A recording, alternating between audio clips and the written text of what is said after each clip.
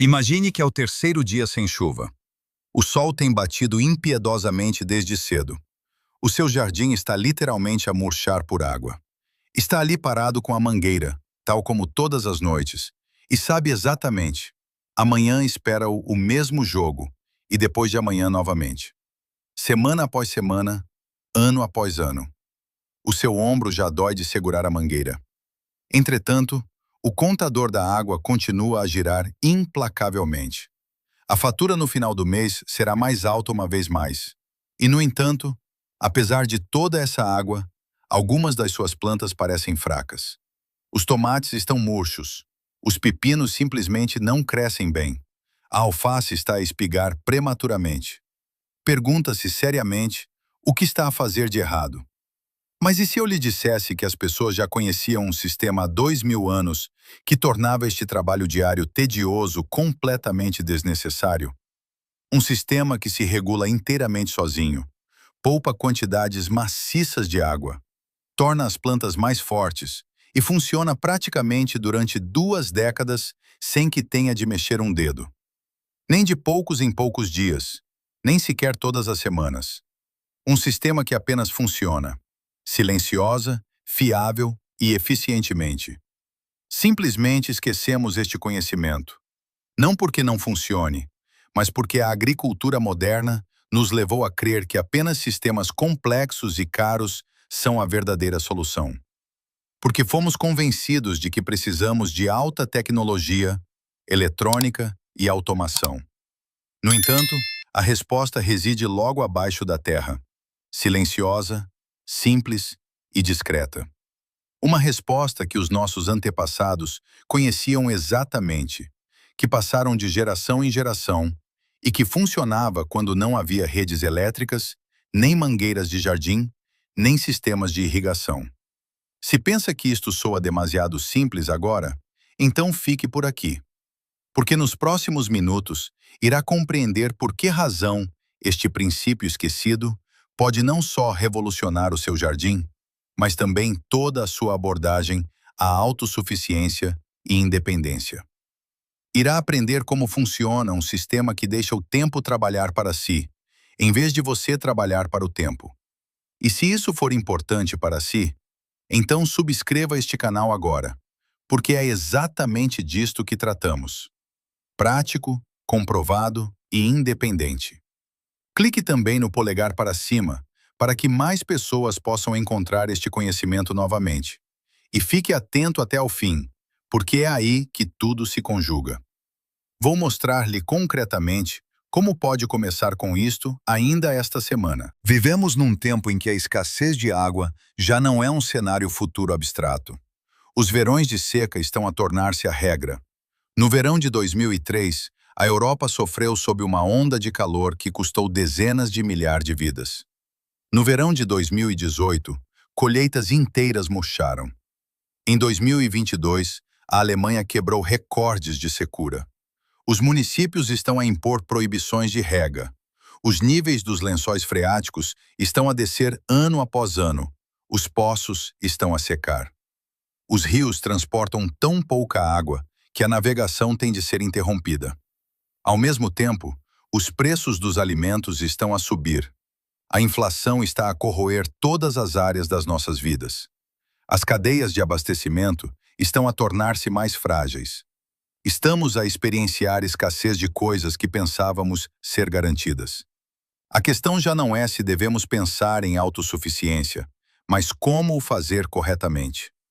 Como criamos sistemas que não dependam da nossa atenção permanente? Sistemas que não colapsem se estivermos fora por 2 semanas ou se a eletricidade falhar. Como criamos jardins que não deem mais trabalho, mas menos e, simultaneamente, produzam mais? Os nossos antepassados tinham estes sistemas. Tinham de os ter, porque não tinham bombas elétricas, nem sistemas de irrigação e nem tempo para maratonas de rega de horas. Trabalhavam nos campos desde o nascer ao pôr do sol. Não podiam dar-se ao luxo de caminhar pelo jardim todas as noites. Precisavam de soluções que funcionassem enquanto dormiam. E encontraram-nas. Tinham princípios que trabalhavam com a natureza, não contra ela. Deixe-me contar-lhe uma história. Em 2011, um técnico agrícola viajou para o Rajastão, na Índia. A região sofria de uma seca extrema.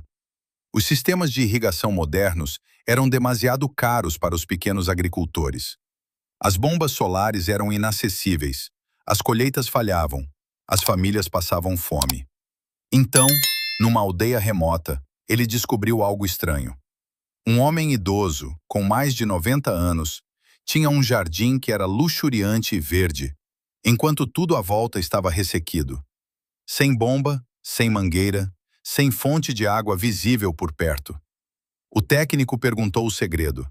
O velho sorriu e mostrou-lhe vasos de barro enterrados entre as plantas. Um sistema que o seu avô lhe tinha mostrado. Um sistema que o seu avô, por sua vez, lhe tinha mostrado. Uma cadeia de conhecimento que recua séculos. O sistema de que estamos a falar hoje tem um nome que muitos nunca ouviram: olhas. A palavra vem do espanhol e significa simplesmente panela ou jarro.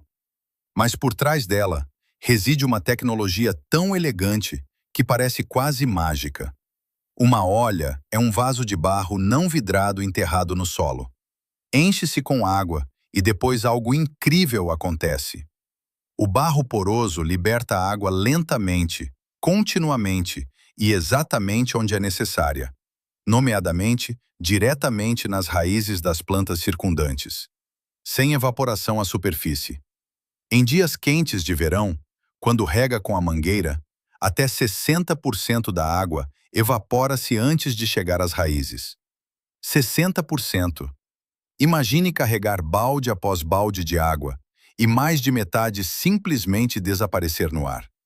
Sem perda de água pelo vento, sem canteiros inundados onde a água apenas escorre sem infiltrar, sem cantos secos, porque o fluxo de água não os alcançou. O sistema regula-se a si próprio, porque as forças capilares apenas puxam tanta água para o solo quanta a que este pode absorver. Quando o solo está úmido, puxa menos. Quando fica seco, puxa mais. As plantas recebem sempre exatamente o que precisam. Nem de mais, o que causaria a podridão das raízes. Nem de menos, o que favorece o estresse e doenças. Exatamente na medida certa. Os arqueólogos encontraram provas de que este sistema era utilizado na China já há 4.000 anos. Nas províncias secas onde a monção frequentemente falhava, os agricultores enterravam vasos de barro nos seus campos. No norte de África, nas áreas da orla do deserto a sul do Saara, as tribos berberes usavam-nos para criar oásis, pequenas ilhas verdes num mundo de areia. No Médio Oriente, nas culturas antigas da Mesopotâmia, encontramos fragmentos de barro que apontam para o mesmo sistema. Nas regiões áridas da América do Sul, entre os povos Pueblo, no que é agora o Novo México e o Arizona, as pessoas cultivavam milho, feijão e abóbora com eles, em áreas onde apenas chove uma vez por ano. Por que razão o esquecemos? Porque a agricultura industrial foca-se na massa, velocidade e controlo. Após a Segunda Guerra Mundial, a agricultura mudou radicalmente. Grandes máquinas, fertilizantes químicos, pesticidas, monoculturas. Tudo foi padronizado, mecanizado e escalado. Um agricultor que costumava gerir 10 hectares deveria subitamente gerir 100. Eficiência já não significava trabalhar com a natureza, mas dominá-la. A água tornou-se uma mercadoria que podia ser distribuída à vontade. Poços profundos foram perfurados, águas subterrâneas bombeadas, enormes sistemas de irrigação instalados. Os métodos antigos foram considerados retrógrados e primitivos. Quem queria trabalhar com potes de barro quando havia tratores e aspersores? Mas aqui está a verdade. Estes sistemas apenas funcionam enquanto tudo o resto funcionar. Enquanto a eletricidade fluir, enquanto as peças estiverem disponíveis, enquanto o dinheiro estiver lá. As empresas querem vender-nos mangueiras de gotejamento, temporizadores e sistemas de irrigação complexos que têm de ser substituídos a cada poucos anos, porque o simples, o antigo, o comprovado não parece sexy o suficiente. Porque não se pode ganhar dinheiro com isso. Compra-se uma ola uma vez e ela funciona por 20 anos. Isso não é um bom modelo de negócio para uma empresa, mas um excelente para si. Exatamente esta simplicidade é a força.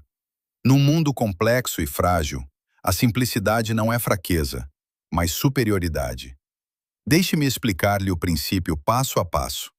O primeiro princípio é a porosidade do material. O barro não vidrado tem milhões de poros microscópicos. Se olhasse para um vaso desses ao microscópio, pareceria uma esponja. Estes poros são criados durante o processo de cozedura, quando a água evapora e deixa para trás minúsculos canais. A água no vaso difunde-se lentamente para fora através destes poros. Na Terra, a água segue um gradiente de pressão, a pressão osmótica. Quando o solo está seco, cria-se uma sucção. O sistema é autorregulado, sem eletrônica e sem sensores. A própria natureza é o regulador. Um regulador perfeito e sem falhas. O segundo princípio é a rega profunda. Quando rega por cima, grande parte da água evapora-se. A superfície seca rapidamente, e as plantas desenvolvem sistemas radiculares superficiais, porque aprenderam que a água só está disponível no topo. Raízes superficiais significam plantas fracas. A ola, por outro lado, assenta a 15 ou 20 centímetros de profundidade. A água chega diretamente à zona das raízes. As plantas sentem a umidade e enviam as suas raízes para lá. Desenvolvem sistemas profundos e fortes. Plantas de tomate com olas podem desenvolver raízes que atingem os 60 centímetros de profundidade. Não está a criar plantas dependentes e fracas, mas artistas da sobrevivência. O terceiro princípio é a conservação da água. Estudos realizados por universidades no Colorado e no Arizona mostraram que os sistemas OLA utilizam até 70% menos água do que os métodos tradicionais. 70%! Isso é um salto quântico. Se normalmente precisa de 1.000 litros de água, com olas são apenas 300. Num verão, poupa milhares de litros. Essa é a diferença entre um jardim verde e um terreno ressequido, especialmente quando a água é escassa ou cara. No Burkina Faso, os rendimentos aumentaram 200% através das olas, simplesmente porque a água existente foi utilizada de forma mais eficiente. O quarto princípio é a longevidade. Um vaso de barro bem cozido pode permanecer no solo por 20 anos e mais, sem peças de substituição, sem custos de eletricidade, sem manutenção. Nenhuma mangueira que rebenta, nenhuma bomba que dá o berro. Uma ola custa um valor único de 20 a 40 euros. Ao longo de 20 anos, isso são no máximo 2 euros por ano. Compare isso com um sistema automático que custa centenas de euros e precisa constantemente de reparações. E depois há o seu tempo. Só precisa de reabastecer a cada poucos dias. Uma ola grande pode durar uma semana ou mais. Pode ir de férias sem entrar em pânico pelas suas plantas. Isso é a verdadeira liberdade. O quinto princípio é a flexibilidade. As olas funcionam em canteiros elevados, hortas de campo aberto, estufas e até em vasos na varanda. Todas as plantas beneficiam. Uma ola pequena rega uma área de 50 centímetros de diâmetro, uma grande até 1,5 metros. Pode planear estrategicamente e colocar as olas onde são mais necessárias. Você é o designer e não está dependente de um fabricante. Como construir um sistema destes? É mais fácil do que pensa. Precisa de vasos de barro não vidrados. Importante, o vidrado torna o barro impermeável, o que não queremos aqui. Um teste simples. Encha o vaso com água e espere 1 hora. Se formar um anel de umidade no exterior, o barro é poroso o suficiente. Pode comprar olhas já prontas ou construí-las você mesmo. Para as construir você mesmo, pegue em 2 vasos de terracota do mesmo tamanho. Tape o buraco de drenagem de um deles com cola à prova de água. Depois, Colhe ambos os vasos pelas bordas, de modo a que se forme um recipiente fechado. O buraco superior permanece aberto para enchimento. Custo: menos de 10 euros. Quanto à instalação, escave um buraco de modo a que a ola fique quase completamente submersa. Apenas a borda deve sobressair 2 a 3 centímetros, para que não caia terra para dentro. Encha o buraco até meio com terra, insira a ola e pressione a terra firmemente ao redor. O contacto direto entre o barro e o solo é crucial para a transferência de água. Em seguida, encha a ola completamente com água. No início, o nível da água desce rapidamente, porque o barro tende a se embeber primeiro. Após alguns dias, o sistema estabiliza. Feche a abertura com uma tampa ou pedra para evitar a evaporação e os mosquitos. Plante os seus tomates, alfaces ou abóboras ao redor. Notará que as plantas parecem mais vitais. As folhas estão mais verdes, o crescimento é mais uniforme. Os frutos tornam-se mais suculentos, porque não há situações de estresse por falta de água.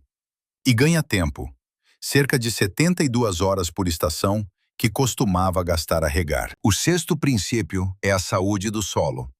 Regar por cima sela a superfície e forma crostas. Com as olhas, a superfície permanece seca. Isto tem uma vantagem enorme. As ervas daninhas germinam menos bem, porque a camada superior está seca. Menos ervas daninhas significam menos trabalho. Ao mesmo tempo, o solo permanece úmido e vivo em profundidade. As minhocas e os micro-organismos prosperam. Um solo saudável significa plantas fortes, que são menos suscetíveis a pragas. Plantas estressadas atraem pragas. Plantas saudáveis têm os seus próprios mecanismos de defesa. Por que razão este sistema não é usado em todo lado? Porque o torna independente. Não há fatura de eletricidade, nem peças de substituição e nem contratos de manutenção. A simplicidade não se comercializa bem. A indústria quer vender-nos dependência. Mas o que acontece durante um apagão ou quando as peças de substituição já não estão disponíveis? A olha não tem ponto fraco, exceto o próprio barro. Isso é a verdadeira resiliência. Os nossos avós tinham tais sistemas autossuficientes. Esquecemos-los porque o conforto nos cegou. Mas as crises dos últimos anos mostram-nos que precisamos deste conhecimento novamente. Lembre-se do Thomas de Brandemburgo. Ele tinha um sistema automático caro, que se avariava constantemente e falhou no verão extremo. Com olhas por 100 euros, ele teve a melhor colheita da sua vida. Poupou dinheiro, tempo e nervos. Este não é um caso isolado. É a decisão de voltar atrás para poder seguir em frente. As olas são extremamente versáteis. Em canteiros elevados, uma ola no meio é muitas vezes suficiente. Para árvores de frutos jovens, são ideais para promover um sistema radicular profundo. Na estufa, baixam a umidade e assim o risco de doenças fúngicas. Mesmo na varanda, elas salvam as suas plantas durante as férias. Pode combiná-las perfeitamente com água da chuva para usar cada gota com a máxima eficiência. Um sétimo princípio é a regulação da temperatura. A água da ola está à temperatura do solo. Isto protege as raízes do choque da água da torneira gelada ou aquecida pelo sol. A ola é mais do que um sistema de rega. É um símbolo para um modo de vida que se baseia na cooperação com a natureza. Se construir um jardim com olas, aprende como a verdadeira autossuficiência funciona. Ganha segurança, liberdade e conhecimento.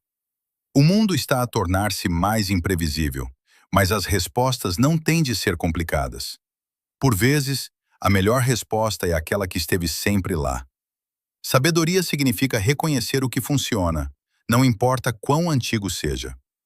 O oitavo princípio é a redundância. Cada ola funciona por si mesma. Se uma falhar, as outras continuam a funcionar. Isso é segurança descentralizada.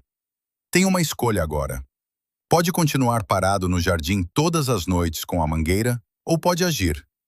Comece pequeno, com uma ola, e veja por si mesmo o que acontece. Sentirá como a sua relação com o jardim muda, de dever para alegria. Se este conhecimento lhe abriu os olhos, então torne-se parte da nossa comunidade. Se esta história mudou a sua visão sobre as coisas supostamente simples no jardim, então subscreva este canal agora. Estamos a desenterrar a história que tentaram enterrar. Vamos plantar o futuro juntos. O próximo tesouro de conhecimento será revelado em breve. Clique no polegar para cima e mantenha-se no caminho para a verdadeira independência.